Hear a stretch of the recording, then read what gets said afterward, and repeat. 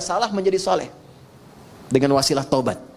Nah, ini yang dimaksudkan di sini. Jadi ada beberapa pola di dalam Al-Quran itu kalau kita baca pada akhirnya mengantarkan pada kebahagiaan, punya nilai.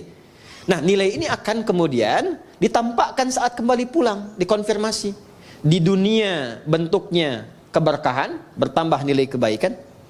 Masih ingat tadi saya katakan nilai dan berkah. Berkah itu bertambah nilai kebaikannya, punya nilai manfaat. Di dunianya disebut berkah, akhiratnya disebut pahala. Saya minum, misal Bismillahirrahmanirrahim, jadi amal saleh. Secara akhirat kalau ikhlas punya nilai pahala, dunia jadi berkah, bertambah nilai kebaikan. Walaupun hanya seteguk, tapi dia akan memberikan asupan tenaga dan menghadirkan kemampuan bagi kita untuk berbuat banyak kebaikan. Makanya ada orang makannya sedikit, tapi perbuatannya banyak kebaikannya. Ada orang minumnya sedikit, pakaiannya sederhana, tapi kebaikannya banyak gitu. Itu yang disebut dengan berkah. Jelas? Oke. Nah, sampai di sini teman-teman sekalian, kita sering berdoa supaya setiap perbuatan kita di dunia ini semuanya punya nilai hasanah. Kita ingin semua perbuatan kita itu punya sifat baik. Kalau bicara baik, bekerja baik, dapat harta dengan jalan yang baik, dikeluarkan dengan cara yang baik, maka kita berharap semua aktivitas dunia kita menjadi hasanah. Dan di akhirat dikonfirmasi hasanah ini. Itu yang menjadikan kita sering berdoa menggabungkan hasanah di dunia dan akhirat. Masih hafal doanya? Rabbana atina fid dunya wa fil akhirati waqina adzabannar. Itu ada di Al-Baqarah ayat 201.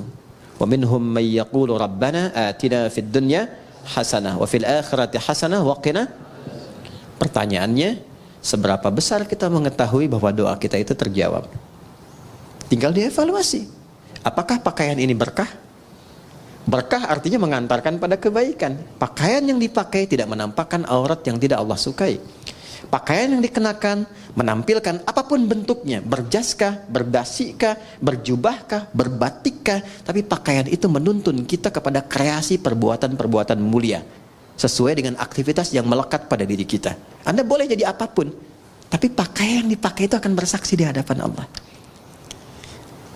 Tadi saya katakan di Tanah Kusir, orang-orang jahiliyah, sejahiliyah-jahiliyahnya, orang-orang jahiliyah, sejahiliyah-jahiliyahnya, kalau mereka mau tawaf di Ka'bah, mereka selalu mencari pakaian baru.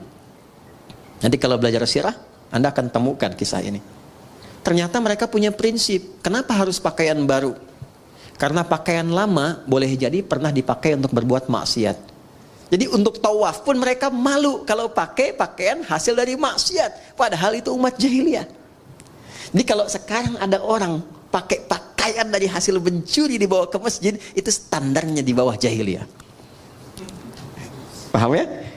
Oke. Bahkan orang jahiliyah itu lebih baik tawaf tidak berbusana dibandingkan pakai pakaian hasil maksiat. Itu jahiliyah dulu tuh. Cuman salahnya tawafnya musyrik. Yang disembah bukan Allah, tapi berhala-berhala sekitarannya. Dan caranya pun harus dibetulkan, karena cuma bersiul-siul dan tepuk tangan. Jelas? Baik. Ini kita butuh support. Dan pertanyaan terbesarnya bagaimana Ustaz menjadikan semua program kegiatan kita itu dunia sampai ke akhirat jadi hasanah, punya nilai kebaikan, punya penyebutan amal saleh.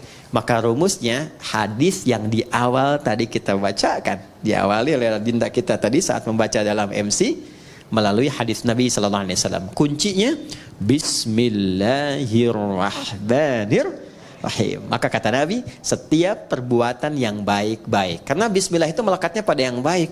Nggak ada orang nyuri pakai bismillah. Saya mau ngambil sendal dulu pakai bismillah biar dosanya dikit gitu. Ya, nggak ada. Nggak akan bertemu dengan yang buruk.